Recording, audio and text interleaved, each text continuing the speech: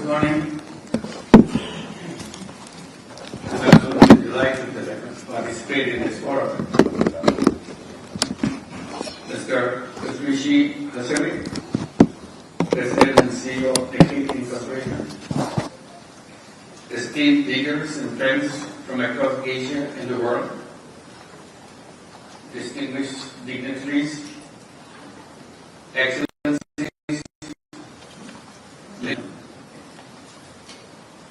it is truly an honor and privilege to address this gathering of such an inspiring group of global thinkers and decision makers at the Nikkei Forum 30th on Future of Asia. Nikkei Forum has over the years become a guiding light of dialogue, vision, and resolve for Asia's future. I thank Mr. Hassan and CEO of Nikkei Incorporation for inviting me to speak at this prestigious forum. Standing here today brings back some special memories to me. 20 years back, in 2004, they honored me with the Asia Prize. That was an extraordinary, meaningful moment in my life. Since then, I have always felt a personal connection with Japan. Over the years, I've been to Japan many times. Almost every year, I visited Japan. I worked with Japanese universities, met young people all across the country, and shared my ideas and my hopes. I'm deeply moved by how warmly the people of Japan have embraced me and my ideas of social business and microcredit. Excellencies, as we gather here today to reflect on the theme, Asian challenges in a turbulent world,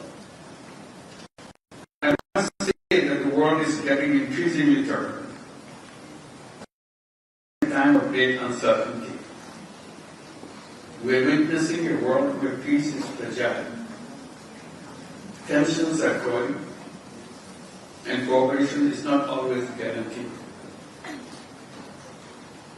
Conflicts are erupting in regions in Asia and beyond, with peace becoming elusive. Wars and man-made conflicts are destroying the lives and livelihood of thousands of Ukrainians and people in Gaza and in countries in South and Southeast Asia. In our neighboring country, Myanmar, civil war has taken a brutal turn, and the recent earthquake has pushed an already deep humanitarian crisis into a greater darkness. Very recently, our two neighbors have fought a short but very expensive war. Regrettably, we are spending billions of dollars in fighting wars, leaving millions of our people starving or struggling for basic needs. I thank the leaders of the two countries for agreeing to a ceasefire. And I hope for continued peace, stability, and coexistence in South Asia and beyond. Moreover, millions around the world are being displaced by climate change. Technological advances promise much, yet raise new ethical dilemmas. The rise of trade restrictions continue to challenge the very foundation of the free trade system. Economic inequalities are widening, often within societies as much as between them. Global trust is at risk. Trust is declining between nations, within societies, and even between citizens and institutions. In recent times, we witnessed such divisions, discontent, and instability in Bangladesh, Republic of Korea, that led to regime changes. In Bangladesh, we went through a transformational change by a massive uprising of students in the common people just few months back. And consequently, my government came into the position to guide the country. We are working hard to fulfill the dreams and aspirations of our people, to ensure justice, equality, freedom, and dignity of people, and prepare for a free, fair, and credible election, aiming at a smooth transition to democracy. We believe this is a chance to correct the wrongs, build new institutions, and realize the dream for a fairer society. Despite multiple domestic challenges, Bangladesh is playing a role in contributing to global peace and security through participation in UN peacekeeping and peace-building missions, and hosting more than 1 million Rohingyas fleeing persecution in their homeland in Myanmar, purely on humanitarian ground. Asia, home to more than half of the humanity, sits at the epicenter of this uncertainty. It is also at the center of possibility at the same time. Challenges we face are formidable, and so is our collective strength. In this reality, I believe Asia has an opportunity, perhaps even responsibility, to show a different path. A path of peace, of dialogue, of inclusive growth.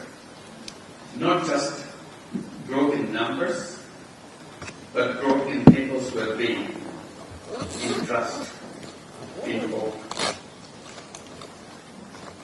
Distinguished guests, we are not powerless in the face of these challenges. In fact, we are at a turning point in history. The choices we make today will decide what kind of world we leave for our children and grandchildren. That is why we must come together, not just to discuss problems, but to shape solutions. Solutions that are inclusive, fair, and rooted in our shared humanity. I often have been saying, making money is happiness, but making all people happy is super happiness. We need to shift our focus from individual profits to collective well-being, from short-term gain to long-term vision. In my own country, from starting with Grameen Bank, with small loans given to poor women in the villages, to spreading social business ideas, social business ideas across the world, I have learned one thing very clearly. People are not born to suffer. People are born with unlimited potential. We just need to give them the right opportunities. That's where I come and present a simple idea of creating a world of 3 zeros. Zero poverty, zero unemployment, and zero net carbon emissions. This is not a dream. This is a direction. a goal we can all work together. Governments, businesses, universities, and individuals. To get there, we need a new kind of economy. One that is built not only on competition, but also on competition. Not just on consumption, but on care. This is where social business comes in. A business that solves problems, all problems, not just making profits for the persons. Ladies and gentlemen, as we look to the future, I believe Asian nations can work together even more closely to address shared challenges and unlock new opportunities for prosperity and better life. We need to build a clear path towards a shared future and shared prosperity. To this end, we have to work together. First, convert Asia's interdependence into cooperation. Asia's diversity of economies, cultures, and political systems is both a strength and is a test. Our fates are increasingly intertwined. A supply chain disruption in one country ripples across borders. Environmental degradation in one part of Asia affects rainfall patterns in another country. Political instability in one region impacts global energy and trade flows. Our job is to convert this interdependency into cooperation, not conflict. To invest in shared prosperity is not a zero-sum rivalries. Second, forge robust economic and technical cooperation. Asia needs a stronger and sustainable way to finance its development. Regional development banks, financial institutions should take lead in funding our growing needs. Asia is still one of the least connected regions in terms of trade. This lack of integration holds back investment and business opportunities. We must act now to improve trade partnerships across the region. Asia should build a strong technology ecosystem, one that is inclusive, fair, and sustainable. Third, promote inclusion, empowerment, and sustainability. We must not forget the billions who still live on the margins, disconnected from the opportunities, vulnerable to shocks. My life's work has shown that poverty is not created by the poor. It is created by the system, by locking doors for the poor people. We must redesign that system. The world we inherited was built on assumptions of trickle-down economics, centralized control, and the policy of wealth maximization. We need to build a new architecture, one that promotes inclusion, empowerment, sustainability at every level. This is where Asia can lead. Fourth, transform lives through investment in people. Let us invest not just in infrastructure and industrialization, but in people, through education, health, social business, digital access, and so on. Let us embrace the idea that profit and purpose can coexist, and that social business can transform lives where traditional markets and governments fail. Fifth, pursue green transition. Asia is both a victim and contributor to climate change. Rising seas threaten Bangladesh and the Pacific Islands. Glaciers in Himalayas are melting, endangering fresh water for billions. We need a pan-Asian green transition driven by youth. Let us support renewable energy cooperatives, climate-smart agriculture, circular economies, Let us create platforms that allow grassroots innovators to scale across the borders. Six, tap the potential of youth to shift from job seekers to job creators. Half of Asia should